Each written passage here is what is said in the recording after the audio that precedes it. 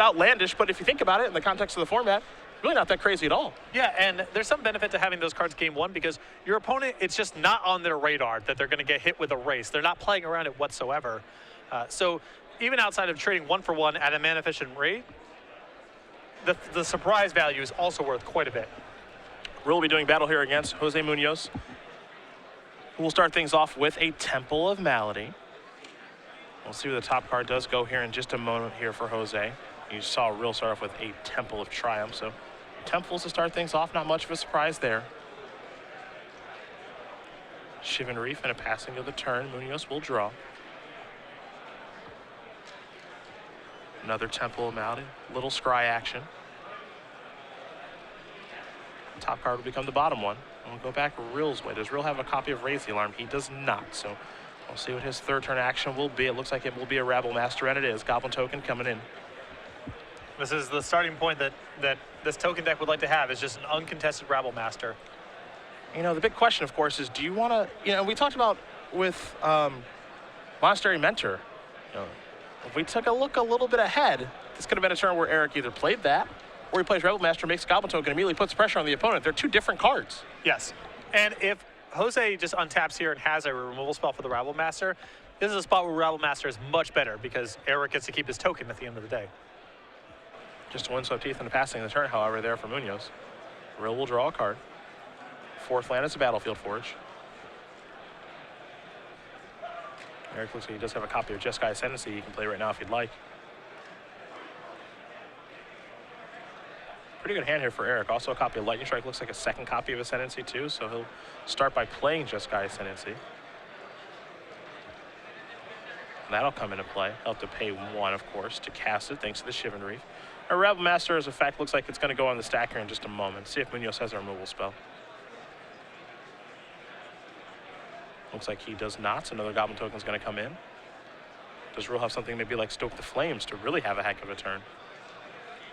Well, I think at this point, Eric's thinking, what is going on with Jose's hand? Yeah. Because he probably didn't keep a hand that has nothing going on for the first 3 turns of the game. Now, attacking the Rebel Master is interesting in this situation too, because if you attack with it, you get the trigger, and then it can die to Abzan Charm, or you can just not attack with it and say, all right, little Goblin Tokens, you do the work. Yeah. So there's a real decision to be made here by Rill, and that's why you see him taking a moment to think things through, because if you haven't killed that yet with like a Hero's Downfall or Bioblight, what the heck do you even have? Yeah, I think that if I'm Eric, I probably don't attack with the Rattle Master here, because the only thing that makes sense is Abzan Charm. Well, there's Stoke the Flames. He's going to get a little bit greedy. So this is the alternate line of play, where now they decides to Abzan Charm, but he does get a lot more damage through this turn. Yep. Which is a reasonable hedge, because if Jose has nothing somehow, you definitely win the game with this line of play. It's just too much damage. And even if he has Abzan Charm, it's not the end of the world. Hey, you're still doing okay. Everybody coming in. Of course, Jeskai Charm did pump up these creatures. They all get +1/+1 thanks to Stoke the Flames. He'll very quickly search up a play-ins here. Will Munoz. I think we'll see Abzan Charm take care of the Goblin Rabble Master, but some damage will still come across, and it's still a very, very impressive turn there for Rill. Yeah, nothing shabby here. There is the Charm. So there goes the Rabble Master for good. Munoz going to untap. It's his time to draw. He's at 10, though. He's under the gun. Though Siege Rhino would do a nice job in stabilizing things, as Siege Rhino is known to do. There's Nurboard. The problem here is almost no matter what the quality is of Jose's hand, he's in a lot of trouble if he can't get Ascendancy off the table. Now he can, if Eric kept his backup copy, though Jose's then again back behind it. And, you know, the big question there is, do you want to Utter End and take care of the Ascendancy, or do you want to play a Siege Rhino and maybe try to slow things down a little bit? It's a real choice. It is a real choice. I think Jose made the right one. You just have to get Ascendancy off the table. Drown in Sorrow looks like the draw here for Munoz. He saw Rill just attack for 2, put Munoz down to 8 and just pass the turn, so makes you wonder what Eric is setting up.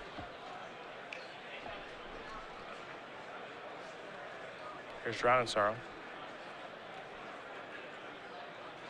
A very sharp play here, not going for the Siege Rhino, respecting Disdainful Stroke, knowing that he can just try again next turn for the Siege Rhino. And if Eric has no board, then all the better.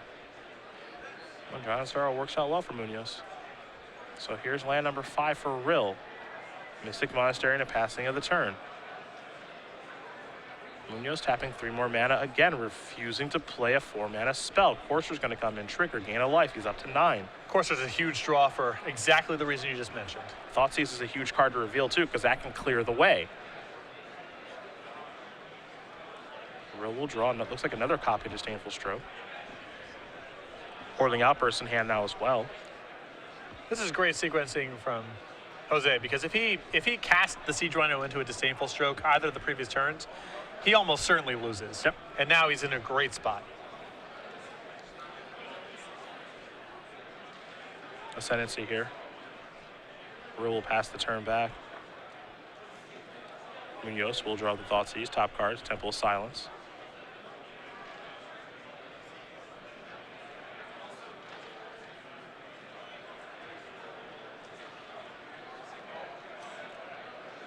Looks like we're going to start with a discard spell. I think that's a great place to begin the turn. That's what Jose will do. Rill will show his hand. A Stroke, a Cruise, a Strike, and a Whirling Outburst. Good cards in hand to be sure, but Siege Rhino can really mess some things up now. He can, though. Taking the Disdainful Stroke and leaving Treasure Cruise in hand is pretty risky. You know, as good as Siege Rhino is, with Ascendancy unchecked and a Resolve Treasure Cruise, it's not hard for Eric to overpower it, find Glare of Heresies, just kill Jose. I mean, there's a lot of things that can go wrong. It does feel like he's on the burn you out plan. Can't forget that the damage that Thoughtseize deals in this situation too. It's true. Another factor here, which may force Jose to play for a little bit more immediacy. For example, casting Siege Rhino this turn instead of utter ending the Jeskai Ascendancy. Temple's going to come in, trigger, gain a little bit of life. Take a look at the top card. It's an Elspeth. It's going to become the bottom card now. Munoz really making his way through his deck. Forest is the top card.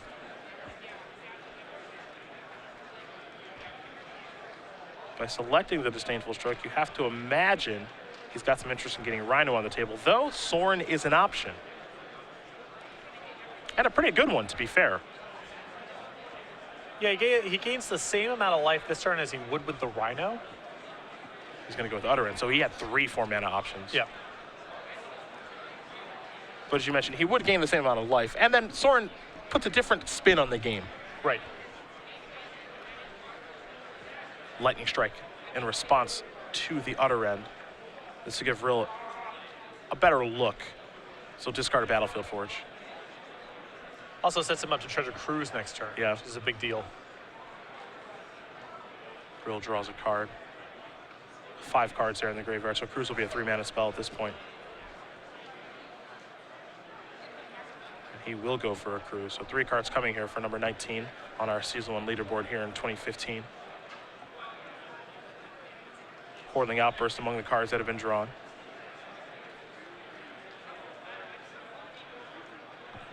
Disdainful Stroke, so important for these Jeskai token decks against Abzan, because Siege Rhino is just such a problem. It's true, though, the savvy Abzan mid-range players I see, and the same thing is true of Sultai, post-board, they are really conscious of not playing 4-mana spells in spots where it's super bad. Just try to do as much productive 3-mana stuff as you can, and hopefully get into a spot where you either don't care that something gets hit with Disdainful Stroke, or you're able to chain together multiple spells in the same turn. Siege Rhino's the top card. Siege Rhino might be the card that's being cast right now as well. And it is. Stroke will take care of that. So that's big for Rill if he wants to try to win this game.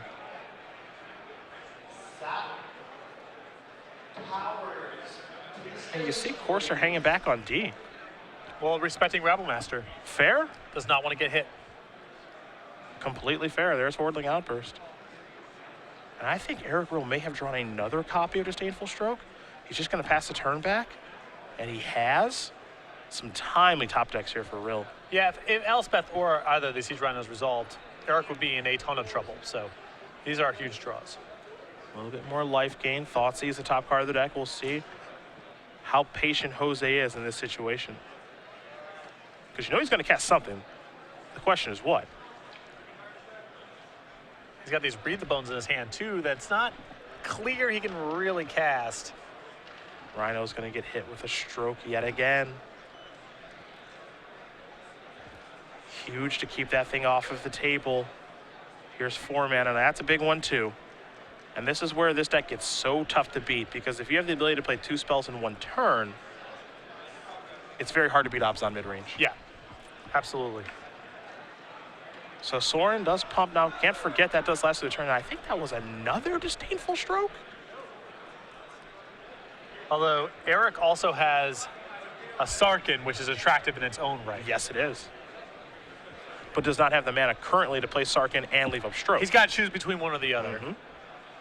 I think that I like this play here. So he's going to minus that, get into the red zone here, puts you down to 4, and pass the turn back over to Munoz. Munoz is drawing a copy of Thoughtseize potentially. He could sacrifice the Windswept Teeth, but he will draw that.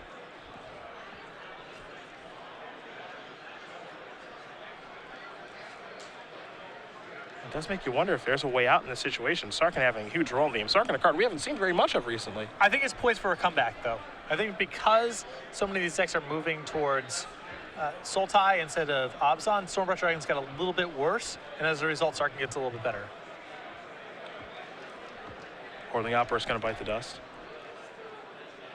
What's the follow-up here? Well, if he has Elspeth, he does have the ability to cast Elspeth, make 3 tokens, Okay. make a flyer that blocks, Okay. and then hopefully Eric misses a lot of draw steps in a row. It's a plan. Yeah. It's not the best plan I've ever heard, but it's a plan. And that looks like the plan that Jose's going to go through. Eric's confirming his hand, sort of checking out the game plan. He knows that Jose is dead to a variety of things here. Almost any spell is going to kill him. Raise the Alarm was a draw. That one's not going to do it. As good as Rill's top decks have been, the back-to-back Disdainful Strokes doesn't have them just yet. So going to turn up the heat with Sorin, or excuse me, with Sarkin. Maybe go after Sorin. Well, with Jose at 2, I think Eric's just going to ship into Jose and say, all right, you block however you're going to block. Okay. I mean, Sarkin for sure, I think, goes after Jose. Just put Jose's Sorin's tokens into chump block mode every single turn. Eric may diversify his Goblin tokens. I still think he's probably better served just attacking Jose, but maybe not. I mean, it might be worth it just to leave those on the table. Sure, in case he draws Ascendancy as more juice in play. That makes sense.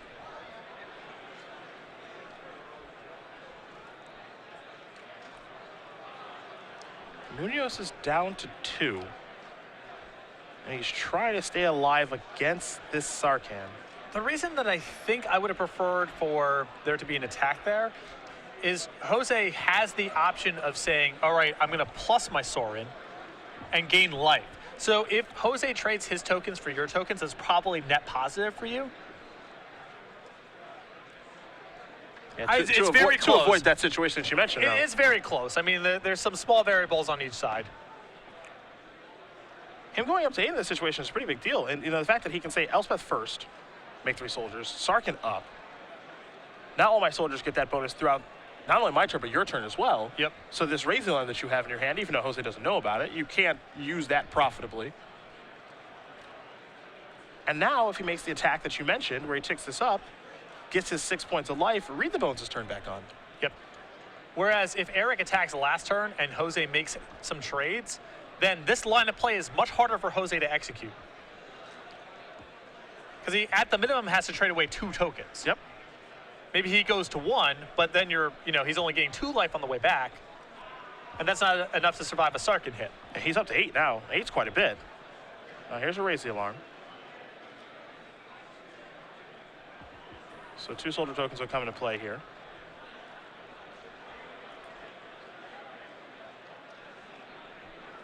Now let's see what Rill's draw step is. This is a big one here, because this game can get away from it if it's not a good one. And it's not very good. It's a Mystic Monastery. Now the upshot here is Eric can go ahead and just take care of Sorin and get out of Jose being able to gain a bunch of life.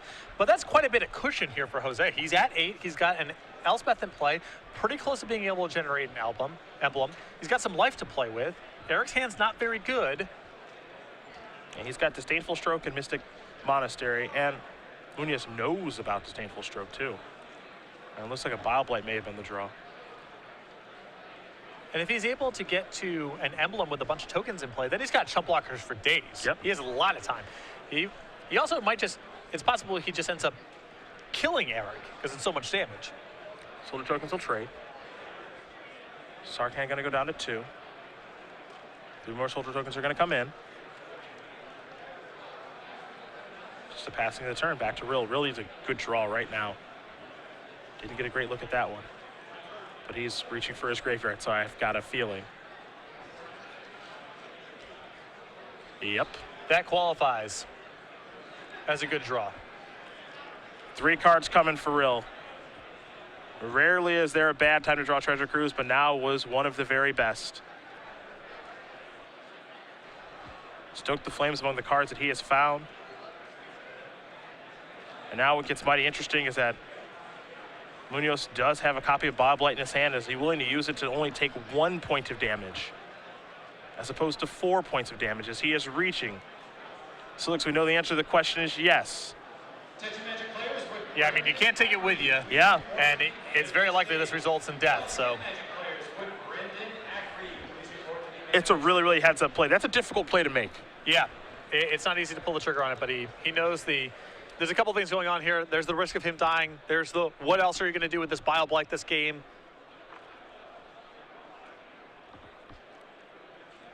And what's really interesting about that whole thing, to me at least, is does he make that play if Rill just says attack first and doesn't cast Treasure Cruise right away?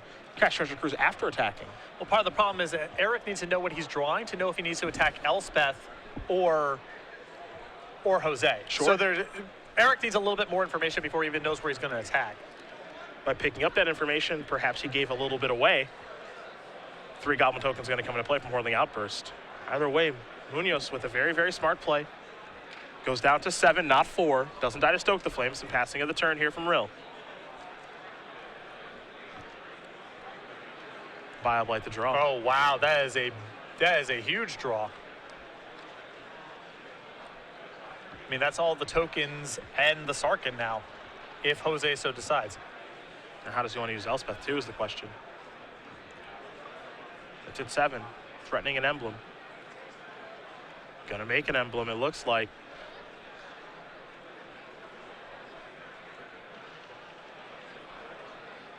As these players have made their way to time here. I feel like Jose has played a great game. I do, too. I like the sequencing in the early turns of the game to play around Disdainful Stroke.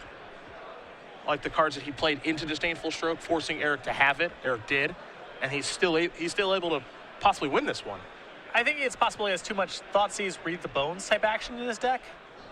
But I think that in terms of what he's played, it's been excellent. So Elspeth's gone. Bile-Blight's going to take care of these. See him using a green and a white mana to take care of him. Thanks to having Urborg in play. Now Rill's board is gone. He needs burn spells. Because his life total is pretty low. I'm not sure there's a way out here for Eric. Looks like he took 9 points of damage last turn. He can cast Ascendancy, cast Whirling Outburst, loot, cast Stoke the Flames, loot.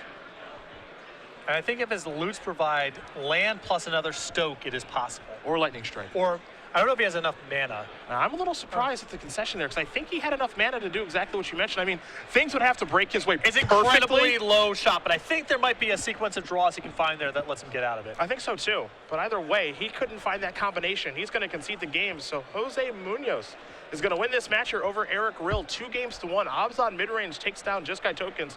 And what was a very well played game 3 there by Jose. That was great. And for people who, critique Standard as not being that skill intensive because it's just creatures running into each other, that game had so much nuance going on both sides of the table.